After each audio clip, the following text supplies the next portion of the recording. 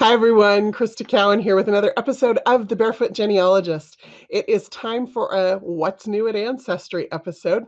This is for May of 2021. If you've never joined us for a What's New episode before, we're going to cover three things. We're going to talk about some of the upcoming genealogy conferences and events that you might be interested in to further your genealogy education. We're going to talk about some of the new features and updates to both the Ancestry online site and the mobile app. And then we're going to talk about new content, all those records that are available to help you make the discoveries about your ancestors that you're looking for. So with that introduction, let's go ahead and dive in. We have quite a bit to cover today. We are going to start by talking about conferences and events. So this year we continue to have virtual events. The Roots Tech conference that was held in February of this year is still available. All of that content has been made available on demand for free for the remainder of the year, and you can find that at rootstech.org. Of course, if you visit the little vendor exhibit hall, there's a link in the top right corner. Go to the Ancestry webpage. You'll see all of the videos from the Ancestry presenters, including myself, on that page. Coming up very soon this month is the National Genealogical Society's annual conference. Last year, they merged with the Federation of Genealogical Societies, and so this year is a joint conference held the third week of May. The official conference runs the 19th and 20th, but they do have events. That's a Thursday and Friday, but they do have events starting on Monday. So if you're part of a genealogical society, they're doing their Societies, Libraries, Archives, and Museums Day on Tuesday, and then they will run an on-demand library starting in June. So if you go to their website, the address is there on your screen. You'll be able to see what they're offering for that virtual event. Southern California Genealogical Society's Genealogy Jamboree is actually going to run over 2 weekends this year. So it'll start the weekend of the 4th and it'll end up the weekend of the 12th. The first weekend will be their DNA conference, and then the second weekend will be their Traditional Family History Conference. It is entirely virtual, and again, the address to register is there on your screen. So lots of really great opportunities for genealogy education. And of course, you're always welcome here to join us on the Ancestry YouTube channel. We also do Facebook Lives about every 2 weeks over on the Ancestry Facebook page. So if you're not following us there, be sure to check that out. Now, there have been a lot of changes to the site lately that some are small, some are big. So we're going to run through some of those next. First up, let's talk about the Ancestry homepage. So what you see here on your screen is the traditional homepage that we've had on Ancestry for maybe 10 years or more. Lots of information happening there. We transitioned to a new, what we call 2-tile homepage a few years ago. So if you are new to Ancestry within just the last few years, this is totally foreign to you. But if you've been with us for a long time, you may never have been transitioned over to that new homepage. Well, in the middle of that transition, Ancestry moved our entire databases of records, I mean, terabytes and petabytes of data to the cloud. And so that transition kind of put a stop to the migration from one homepage to the other. Well, that transition has been completed. So now we are resuming some things on the site that we had started. And one of those is update to the logged in homepage. So if you have this old homepage, you're going to see this banner here across the top of the page so that you can check out the new homepage. So you can click the little view update button there. This is what the new homepage looks like. It's a lot cleaner and easier. You've got your family tree here on the left, your access to your DNA results here on the right. This will always show you the last tree that you worked on, and you can click on this as the last person that you worked on, or you can just click to go to your tree. You can view your hints, you can start a new search. All of that can be done from here. Of course, then you can also access your DNA results. If you scroll down this page, all those other things that you were used to are going to be a little further down the page. We've also given you the option to take a tour here so that we'll show you where different things have been moved to familiarize yourself with that new homepage. And if you don't like it for now, you can switch back to the old homepage. Okay, the next major update that has happened to the site in the last couple of months is the new Hints side panel. Now, there's been a lot of talk about this online, so I'm actually going to spend quite a bit of time on this. If you are interested at all in why we did that, we'll talk about that first. Then I'll show you how I use it and talk about a couple of the little quirks that I've seen some of you mention. So first up, one of the challenges with the old hints review process is that you were reviewing those hints in kind of a vacuum of information. So you would click, it would have to load a whole new page. So there was the time it would take to do that. And then you weren't on the page that had the tree and the sources and the family members that allowed you to kind of compare. So you were just looking at this information. And so many of you told us that you were like using notebooks to like jot down information so that you could keep that in your mind while you were comparing the information on the record. If you were like me, you were opening things in all the new tabs and then having to toggle back and forth between tabs to compare that information. So the immediate problem that this solves, a couple of them. One is there's no wait for a page to load. And two is you have all of the information right here in front of you while you are reviewing the record. Now, one of the things that I've heard some of you say is that, why is it so small? Well, there's two things you might want to know. One is the font size, exactly the same size. So when you used to load the old page, it only took up like this much of the page, and you had all this white space on the side. So the actual font size is the same, and you have this little out arrow here that you can click to like expand it a little bit further. It'll just remove this white space here between the family and the hint. And then the column width is exactly the same as it always was. So it might feel a little bit smaller just because we're putting it on the page with some other things, but the actual size is the same. The second thing that we've heard is, well, I want to view the record. Well, you can still view the record just like you always did. So you used to click the hint to review the hint. And sometimes that would take you straight into a merge flow, and sometimes it would take you to a record page. Then you would have to click to view the image. Same thing here. You just open up the side panel. When you click the hint, you can view the image directly. Now, if you still want to go through the old hint review process, you can just click this link right here. This blue title of the database is a clickable link that takes you to the old record page. So essentially the same record page, it's just in this side view. Click that, it will open it up so that you can see that old record page. Now, let's actually go and walk through a hint, because there have been a lot of questions about this. So we're going to go to my 3 times great-grandmother, Keziah Wade. And we're going to look at an 1870 census record for her.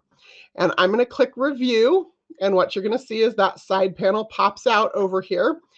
And what you'll notice is while the side panel is open, I can scroll up and down. She had a lot of kids.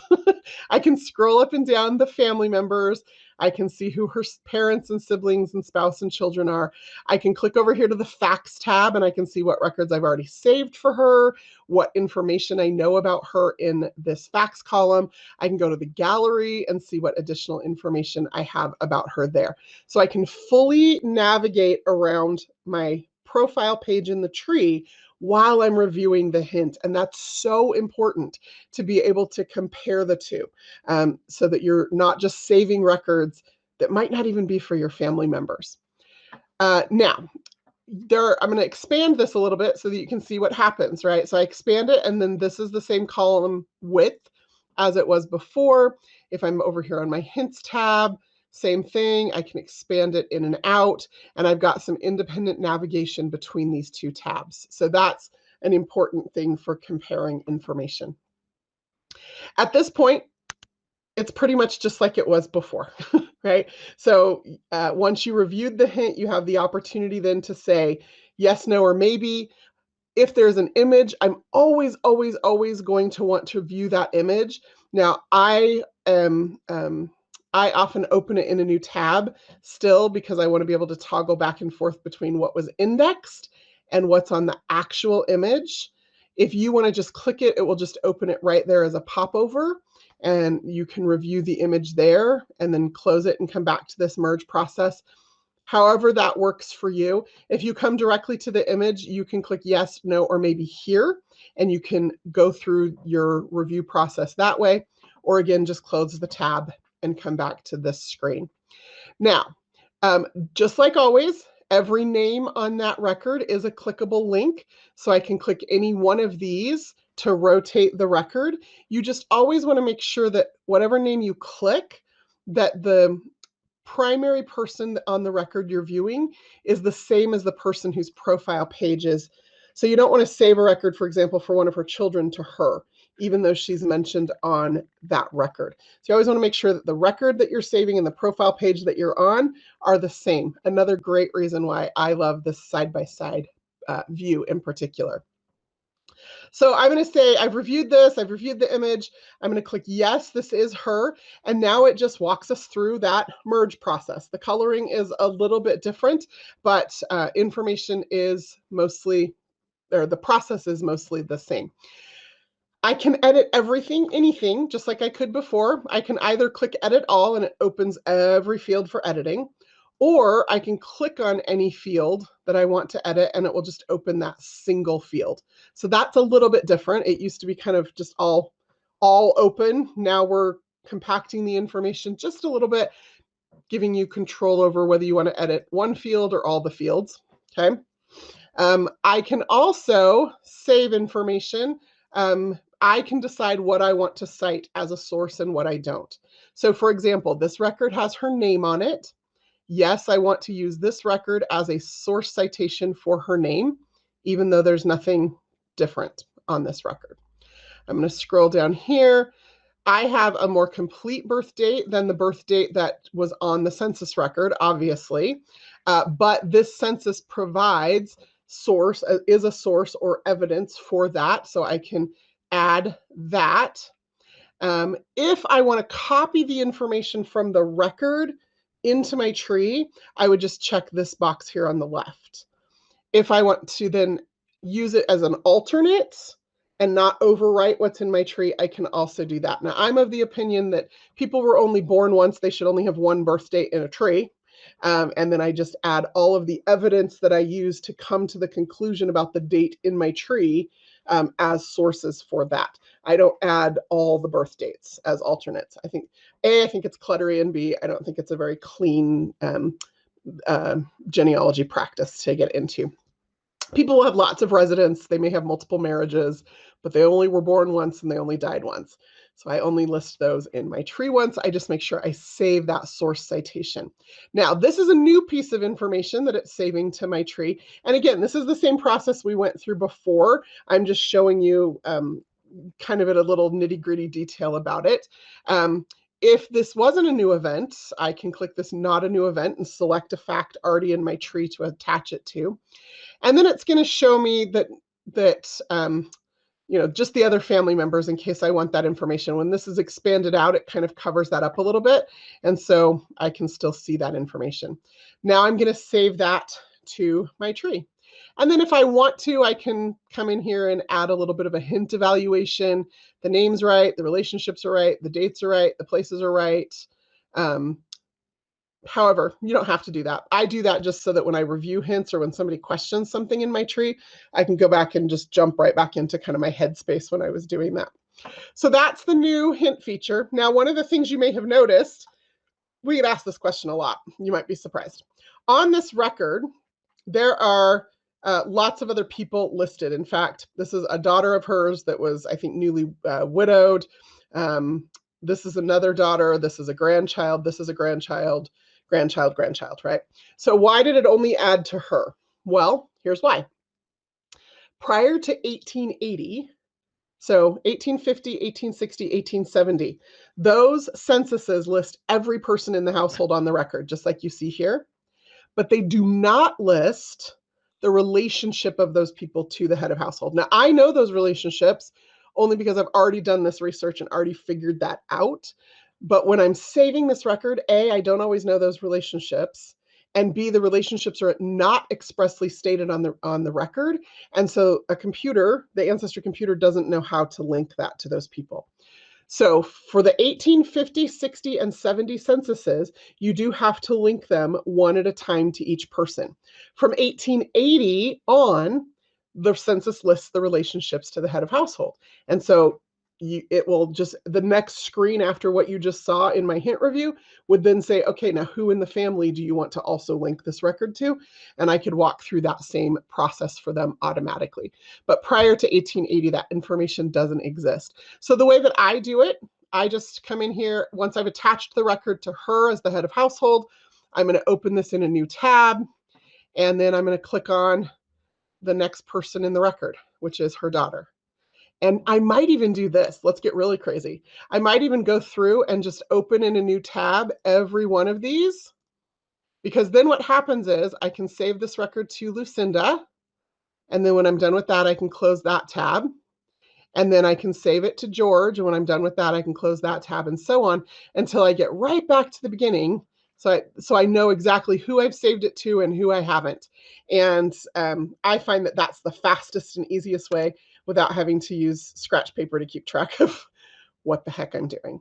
So that's the new hint review or hint flow process. If you have questions about it, feel free to leave them here. I'm happy to do some little update videos, maybe over on my Instagram stories or in next month's What's New video to just cover off on some of those questions. But I find it a lot faster, a lot easier, and I love having the information right there in front of my face all the time. The first several times you use it, you're going to have to kind of go through bit by bit and be really particular about it just to get used to it. But once you do, most people are reporting that it's going quite a bit faster for them. So there's that. Okay, a couple of other things. If you use the free Ancestry mobile app, there is a fun new feature. If you open the app and go to your Discover tab, you're going to see an option to create a photo line. So if you're a female, it's going to follow your female line. And if you're a male, it's going to follow your paternal line. And basically, it just takes the photos directly from your tree. So me, my mom, my grandma, my great-grandma, and it just creates a little fun little image. A lot of times people want to compare. I love looking into the faces of my ancestors and seeing, do I have her smile? Do I have her nose? Like, it's just a fun way to do that. And then if you want to publish or post that on social media, on your Facebook page or on Instagram, you can do hashtag photoline.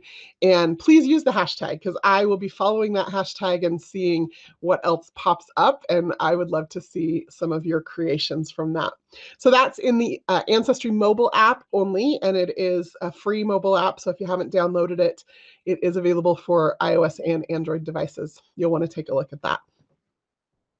Okay, it's time for historical records. So much new content that has been added to the site. So in just March and April, there were 63 million records added to the Ancestry site, 63 million opportunities to make discoveries. And already just in these first few days of May, we have added an additional 8.3 million records. So there's just so much new content constantly coming out. Now, of those 63 million records, I wrote down notes so that I could keep track. Of those 63 million records, 28 million of them are in brand new databases. So entirely new databases on Ancestry, and 35 million of them have been added to existing databases. If you've never joined us for a What's New before, you might not know how to find these records. So that's what I want to make sure that you can do. I'm trying to find my little X out of this. It's hidden under the camera on my computer. There we go. Okay, we're going to come in here to Ancestry, and awesome. And let me just show you a few of those new records. So for those of you who aren't familiar with the card catalog, it's my favorite thing on the website. It will be your new best friend, well, or I will, one of the two, for showing it to you. It's the card catalog. So under search, you click on card catalog, and that's where you're going to see all of the new records or updated records. Now, the default sort on this list is date added. Date added means that's the brand new databases. You can also sort it by date updated, and then not only will you see the new databases, you'll also see the updated databases. Anytime we update a database, we usually will put in information about what was updated if you click through to view that particular database. So let's talk about, what should we talk about? New first or updated first? Let's talk about updated first, because there's some really cool updates. So the first update is to the New York passenger list database. So Ancestry published this back in 2004, and at the time it had about 83 million records in that database when we first published it. The New York passenger list database contains every existing passenger list for people who came into the Port of New York, where that passenger list still remains, wasn't lost or destroyed or whatever. So that includes people who just showed up in New York in the early to mid 1800s and got off the boat, and the passenger list from the ship's captain was copied and provided to authorities. It also includes all of the people who were processed through Castle Garden as an immigration station and the passenger lists from that. It also contains, starting in 1892, Ellis Island for the couple of decades that it existed, and people were being processed through Ellis Island as they came into the Port of New York. And that database also contains people who flew into JFK in the 1950s, right? So it doesn't matter how you came into the Port of New York, any passenger lists for ships or airships, all of those are going to be contained in that one database. Now, if you've looked at a passenger list ever, you know, depending on the time period, they have all sorts of varying degrees of information. My favorite passenger lists are the ones from the late 1800s into the early 1900s that contain so much information. They contain information like height and hair color and eye color and any distinguishing marks or scars or tattoos. They contain also two really important pieces of information for family historians. One is the name of the nearest relative I left in the country of origin and the name of the person I am coming to in the United States. And those two pieces of information have been so critical for so many of us in breaking through brick walls to figure out where they were from in the old country, who their relatives were there, how to tell them apart from the other people with the same name from the same place. Who they were coming to has given us insight into the chain migration in families, if they were coming to a family member or a friend. So much good information. But when Ancestry first indexed these records back in 2004, we only indexed the name of the primary person on the record, their age, if they put in their birthplace, the port they left from, the port they were coming to, the ship they came on. Now, we have gone back through these records and we have indexed every single piece of information on them, right down to the scars on the forehead and the tattoo on the arm, the height, the hair color, and the names of those two people and their relationships and their addresses.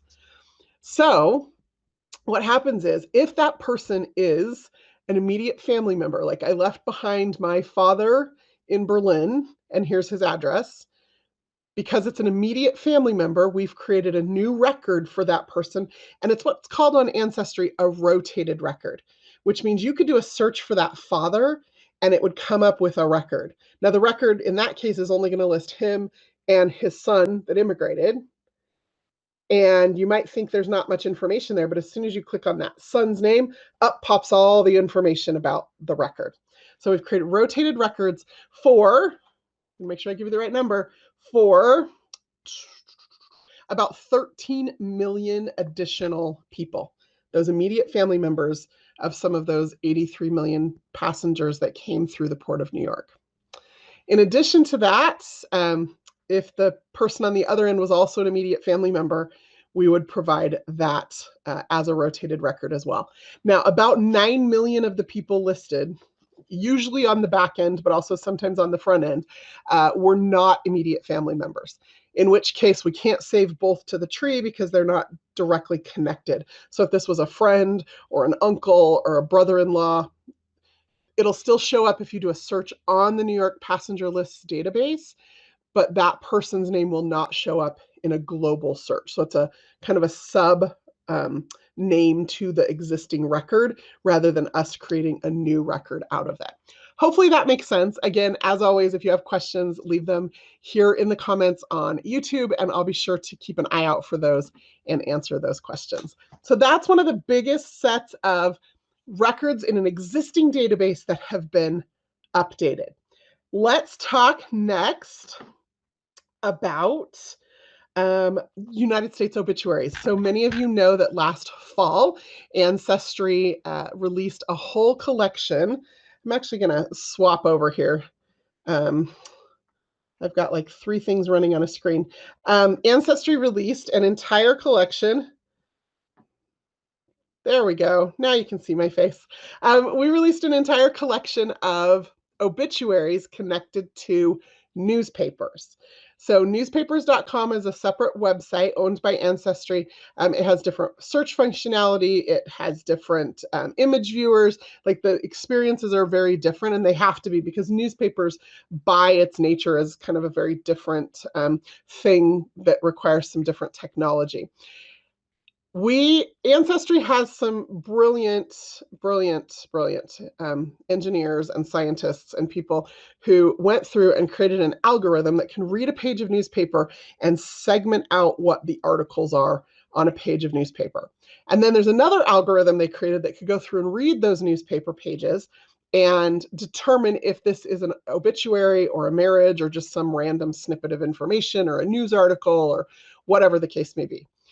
And then there's another algorithm that goes through, and once those articles have been identified as an obituary, for example, it reads the obituary and creates a fielded searchable record out of that. So it's an index rather than being an index to the whole page of newspaper.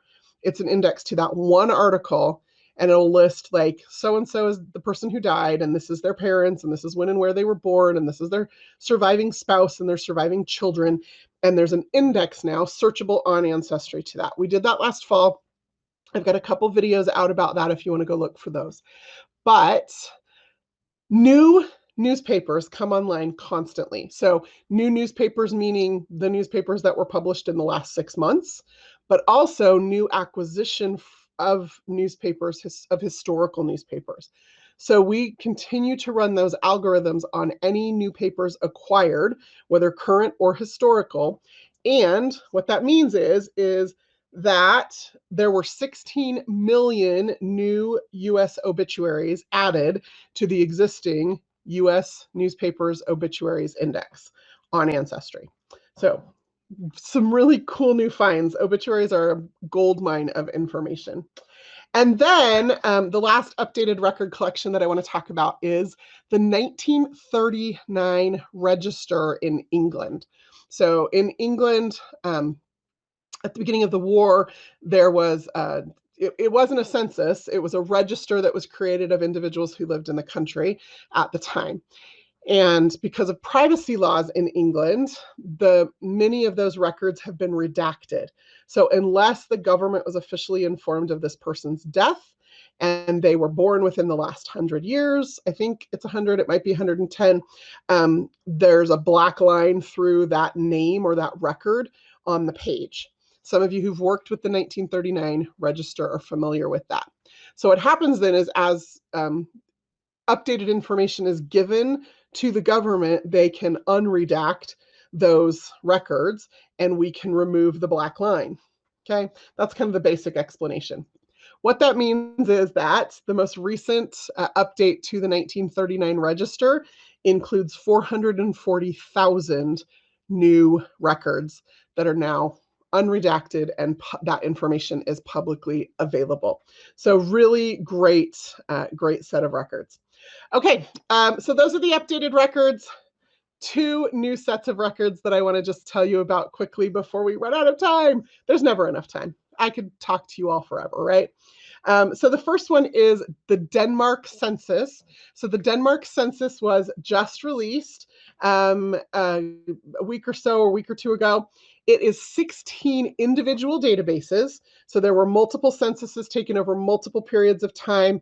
The censuses start in 1769 and they go through 1901. So 1769 to 1901, Denmark census records. There's about 16 million records in those collective 16 databases. Of course, as population grows, there's fewer records in the earlier ones and more records in the later ones. There is actually an entire other index coming. So all of these records are indexed except the 1901 census. It is just images. So we are indexing it. The index will be available soon so that you can search and just find it. But if you don't want to wait, you can go to the card catalog, type in 1901 Denmark, it'll come up, and you can browse by location, just like you would a reel of microfilm in the library, right? So that you can use that 1901 census if you've got family in Denmark. Last set of records I want to tell you about are New Hampshire. So New Hampshire only has a population today of about 1 million people, but Ancestry just launched 8 million records for New Hampshire. They are birth, marriage, death, divorce, and Revolutionary War records. And they date from, ready for this, 1631. 1631 through 1971, so 300 plus years of records for the state of New Hampshire. So if you've got family from there, you're going to want to go check that out. Again, if you go to the card catalog on Ancestry, the default sort will be by date added. If you're watching this in the month of May of 2021, they will probably be right there near the top. If you're watching this later, just type in New Hampshire. They should come up right away. You might have to flip the sort a little bit depending on what else has been added for the state of New Hampshire. But birth, marriage, death, divorce, and Revolutionary War records for the state of New Hampshire are all now available, 8 million of them on Ancestry. Whew, we did it, y'all. Okay, well, let me flip back over here. That was, like I said, quite a bit of information to throw at you. I will try to put a little bit of an index into the video description. So if you need to go back to any segment of the video to rewatch it, you can just click on that in the video description and it will jump to that spot in the video where I talked about that thing.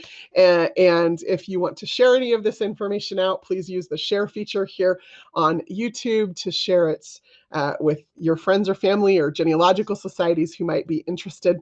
If you have questions, of course, you can comment here on the YouTube channel. I will pay attention to those and respond as necessary. And if you just want to connect with me elsewhere on social media, you can do that at either the Facebook or Instagram address there on your screen. That's all I've got for you today. Until next time, I'm Crista Cowan. Have fun climbing your family tree.